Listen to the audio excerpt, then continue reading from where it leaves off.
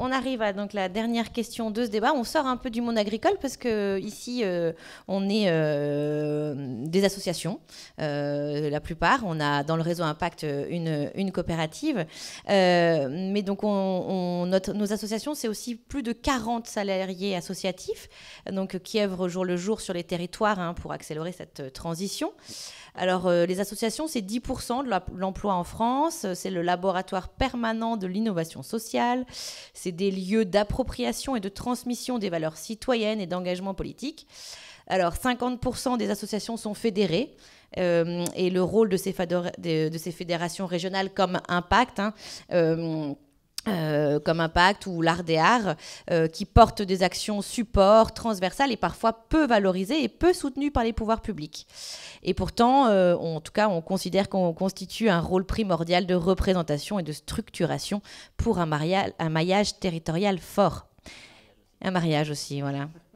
Que ferez-vous pour soutenir et développer ces emplois associatifs en région, et notamment, mais pas que, bien sûr, ceux des structures fédératrices ? Et donc, je ne sais plus dans quel ordre, parce que à chaque fois, il n'y a plus d'ordre. On y va avec... qui c'est qui a commencé derrière ? C'était déjà monsieur. Ouais, mais ça change à chaque fois. Elle est Emmanuel Girard. Bon, aujourd'hui, je vais parler de Capasso. Moi, je n'étais pas à la région jusque-là, mais je sais que Capasso a très bien fonctionné et du coup, il va continuer. Donc déjà, ça va être ce premier point qui va perdurer. En effet, comment développer ces emplois associatifs ? On se rend compte à travers ces associations que le fonctionnement est un vrai frein, mais du coup, il y avait quand même... Benoît tout à l'heure l'a dit, les projets leaders qui étaient là pour du coup l'innovation, les aménagements en fait des territoires ruraux aussi qui sont là, et souvent les associations en fait sont présentes pour du coup apporter une ingénierie et un accompagnement en fait aux dynamiques qui existent. Donc je vais pas m'étendre longuement là-dessus, juste dire que de toute façon l'équipe Plus Fort Ensemble continuera le soutien qu'elle apporte déjà aujourd'hui aux emplois associatifs et à la promotion. Et vous pouvez profiter. Vous pouvez profiter de la dernière minute si vous voulez pour conclure. D'accord. Ouais, du coup, l'enchaînement. C'est pas du coup une grande spécialité pour moi de remercier, ça j'aime bien dire merci. En tout cas, merci pour cette invitation. Merci d'avoir permis aujourd'hui de parler d'agriculture paysanne. Ça me fait toujours du bien d'en parler. Je reste persuadée que la région a quand même été présente très activement pour tous les projets qui ont été menés, qui ont été portés depuis sur cette mandature. Je dis pas qu'elle a toujours répondu en haut super bien, mais je pense qu'elle a quand même été présente et qu'elle a accompagné, que ce soit sur l'alimentation, que ce soit sur du coup la SIAP notamment. Je ne vais pas parler d'un congrès aussi, mais voilà. Donc, je pense qu'il faut, j'ai juste envie de vous dire, il faudrait qu'on arrive à poursuivre ces moments. Merci. Et du coup, on a Christelle de Crémier pour poursuivre donc, sur le modèle associatif, et puis profitez-en pour conclure. Oui, le modèle associatif est au cœur du projet que nous proposons, parce qu'on est dans une activité économique à but non lucratif. Le développement de l'économie sociale et solidaire, la conversion de l'économie dite conventionnelle de plus en plus vers l'ESS est nécessaire en fait pour réussir cette relocalisation. Elle est nécessaire pour réussir la transition écologique dans l'agriculture, mais aussi dans les autres secteurs de l'économie.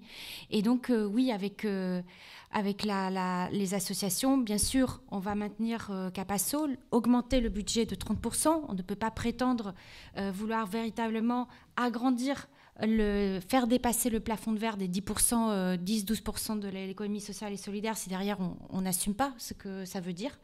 Et surtout, parce que ces associations et cette économie sociale et solidaire, c'est celle qui permet d'innover dans l'emploi et à la fois l'accès au foncier dans des formes comme des SIC et des SCOP qui permettent justement de sortir du couloir trop étroit du productivisme et de la rentabilité qui, de toute manière, ne permettent pas de pouvoir sortir d'une niche quand on est dans le bio et l'agriculture paysanne. Sur un dernier mot, c'est qu'on est arrivé à cette situation dans notre société parce qu'il y a finalement une déconnexion qui est trop importante entre les élus et les citoyens, qu'ils soient notamment paysans, agriculteurs, consommateurs. Cette déconnexion a fait que finalement on se retrouve dans une situation où un nombre trop important de nos concitoyens sont quelque part obligés d'avoir juste accès à de la malbouffe. Ça, ce n'est pas acceptable dans notre société. Ça doit nous interpeller. Nous, ça nous mobilise. Et nous souhaitons en fait combattre cela avec toute la force de ce que la responsabilité et les compétences d'une région en France peut faire. Merci. Merci Benoît Faucheux. Merci. Alors, la question sur l'emploi associatif, pour moi, il y a deux questions dans votre question. La première, c'est qu'est-ce qu'on va faire pour soutenir l'emploi associatif en général. Et là, moi, je fais le même constat. Le Capasso est un bon dispositif, mais il faut qu'on arrive à le faire sortir de son petit problème de départ, qui est qu'on avait calqué ça sur les emplois jeunes en disant « Vous avez 5 ans pour développer une nouvelle activité. Au bout de 5 ans, hop là, elle sera équilibrée et il n'y aura plus besoin d'argent public. » Moi, je crois que dans tous ces emplois associatifs, il y en a beaucoup qui relèvent d'une forme de service public, qui est organisée avec les associations, mais en tout cas qui relève d'un service au public qui est nécessaire et qui ne sera jamais rentable. Donc il faut mieux l'assumer, dire bah oui, il y a une partie des Capasso qui seront pas, qu'il faut financer, ou alors ça s'arrêtera. Bon, je sais pas, par exemple, un animateur de club sportif, qu'est-ce que vous voulez développer comme recette supplémentaire? On peut en faire un peu, mais globalement, il y a besoin d'argent public. Si c'est pas la région qui le met, qui est-ce qui le mettra? Donc ça, ce serait ma réponse générale. Donc conforter le Capasso et sortir une partie des emplois associatifs de l'idée que ça ne dure qu'un temps, parce que ça n'est pas, enfin la réalité nous montre que c'est pas ça. Puis après il y a la deuxième partie de la question, c'est vos têtes de réseau et ce qu'on peut appeler ce qu'on appelle d'ailleurs, parce que ça s'appelle comme ça, le pôle impact, et ceux qui tournent autour, qui accompagnent une transition écologique et sociale, un certain modèle agricole. Moi, je crois que là-dessus, on a plutôt besoin d'avoir un système de convention qui sécurise et qui pérennise, qui donne des objectifs de moyen et de long terme, et que le cadre du Capasso n'est pas super adapté pour le faire. Ça a été quelque chose d'intéressant parce que ça a permis à vos structures d'embaucher et de gagner en capacité d'action. Et sans capacité d'action, sans capacité d'ingénierie, on ne peut pas mobiliser des budgets pour monter des leaders, des machins. Bon, quelque part, ça a mis le pied à l'étrier.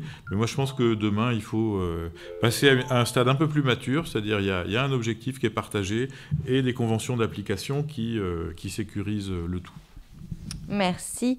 Et du coup, j'ai Michel Charrier. Oui, c'est pas grave.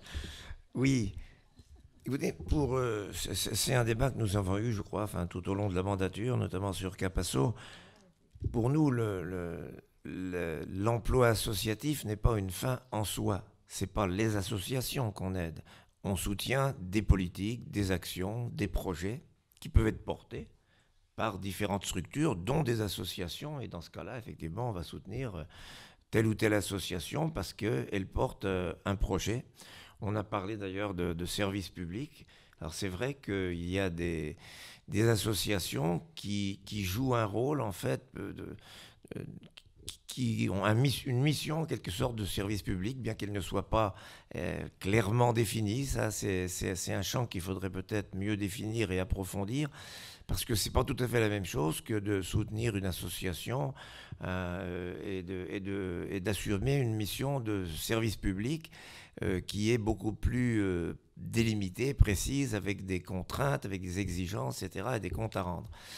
Nous, ce que nous avions critiqué dans le dispositif Capasso, c'est qu'effectivement, au départ, c'était une aide pour créer des emplois associatifs et une aide qui était sur 3 ans pour aider à lancer un emploi, renouvelable éventuellement une fois. Puis on s'aperçoit effectivement qu'il y a des associations, elles ne peuvent plus en sortir du dispositif. Alors on a le renouvellement 2, le renouvellement 3, on arrive à des renouvellements 4. Ça veut dire que, donc voilà, il faut réfléchir à la question. Le dispositif est autre. Et voir qu'est-ce que l'on souhaite soutenir, dans quel but et avec quels outils. hein, mais c'est une réflexion qu'il faut mener parce qu'effectivement, dans ces emplois associatifs, il y a vraiment un mélange de tout. À une époque, le Club Méditerranée était une association de loi 1901. Moi-même, on est un parti politique, on est une association de loi 1901. Je veux dire, c'est pas. Donc, faut pas s'arrêter simplement à cette notion pour moi. Oui. Merci. Et pour finir, donc Franck Moreau. Donc, sur la question de l'associatif, hein, c'est quand même quelque chose de fondamental, voilà, dans notre société.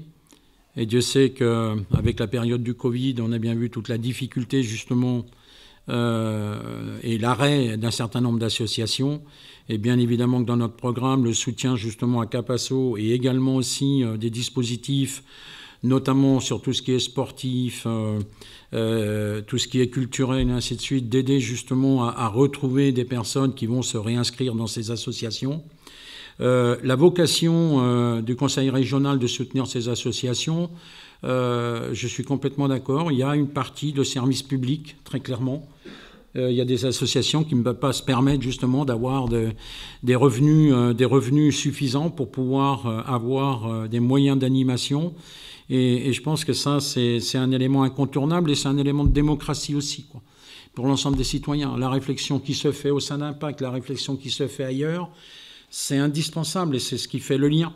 Et ce qui est important aussi, c'est qu'on soit au sein du Conseil régional, et c'est notre volonté, qu'on réponde à l'inspiration de l'ensemble des citoyens. On a des comptes à rendre à l'ensemble des citoyens. Et donc, la posture qu'on doit avoir, c'est le respect de ces citoyens et comment je dirais, de leur permettre d'être à l'aise dans notre région, quel que soit le choix qu'il fait. C'est-à-dire qu'il n'y a pas d'un côté des bons et d'un côté des méchants. On ne peut pas gérer une collectivité sur ce postulat. Donc bien sûr que l'agriculture en particulier et tout le travail que vous menez justement sur cette évolution de systèmes alternatifs, de systèmes différents, je n'ai aucune critique à formuler sur cet aspect-là, parce que ça fait partie d'une réflexion et on doit que respecter la réflexion et d'en tenir compte. Mais voilà, moi, ce que je dis souvent, on doit avoir de l'intelligence. Et l'intelligence, c'est de comprendre l'autre. C'est-à-dire qu'on a un positionnement et on cherche à un moment donné à comprendre l'autre. Si on ne comprend pas l'autre, de toute façon, on va sur l'échec. Et c'est ça notre mission. Et c'est la mission qu'on tiendra dans la prochaine mandature pour que vraiment on ait une cohésion et qu'on ne soit pas dans une société, malgré tout, aujourd'hui, qui s'est relativement crispée pour des raisons fortes, voilà, qui se sont créées au fil du temps. Mais on doit arriver à sortir de là et être serein dans des débats et dans des objectifs. Monsieur Moreau, merci. Christian, pour conclure ce débat. Alors, donc j'ai 3 minutes, moi je suis un peu plus... Donc là, on a entendu un certain nombre de choses sur l'aide associative et notamment effectivement pour tout ce qui est réseau Impact 37. On s'est constitué effectivement sur un modèle associatif, mais on aurait pu aussi se constituer sur d'autres modèles. Voilà. Donc il faut savoir aussi que la région aide tous les modèles économiques et parfois d'une forte dotation. Et le monde agricole fait aussi partie de ce modèle-là. Et je pense qu'il faut regarder. Donc il faut vraiment, je pense, passer à la vitesse un petit peu, comme on dit, supérieure et à regarder effectivement comment pérenniser, regarder, améliorer, prendre aussi tout ce qui est bon, c'est ce qu'on disait tout à l'heure. Mais tout ça, effectivement, ce réseau associatif, il a 40 salariés, mais là aussi de nombreux bénévoles, j'en fais partie, qui ne comptent pas leurs heures, etc. Et si on devait faire payer tout le monde, ça demanderait quand même beaucoup d'argent, quoi, un peu plus. Moi, je suis assez surpris quand même qu'on n'ait pas cité dans cette réflexion aujourd'hui, dans cette approche électorale, un projet qui avait été mené, une prospection qui a été menée avec la région Centre et d'autres régions en France, c'est AFTER 2050.